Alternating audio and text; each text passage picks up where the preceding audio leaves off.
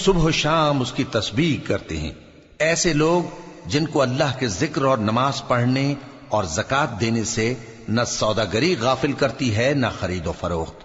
وہ اس دن سے جب دل خوف اور گھبراہٹ کے سبب الٹ جائیں گے اور آنکھیں اوپر چڑھ جائیں گی ڈرتے ہیں،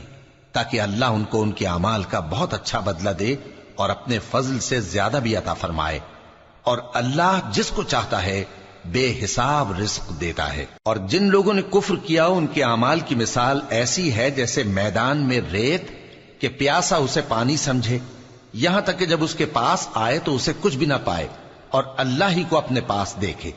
تو وہ اسے اس کا حساب پورا پورا چکا دے، اور اللہ جلد حساب کرنے والا ہے۔ یا ان کے اعمال کی مثال ایسی ہے جیسے گہرے سمندر میں اندھیرے جس پر لہر چڑھی چلی آتی ہو اور اس کے اوپر اور لہر آ رہی ہو اور اس کے اوپر بادل ہو، غرض اندھیرے ہی اندھیرے ہوں، ایک پر ایک چھایا ہوا، جب اپنا ہاتھ نکالے تو کچھ نہ دیکھ سکے۔ اور جس کو اللہ روشنی نہ دے اس کو کہیں بھی روشنی نہیں مل سکتی۔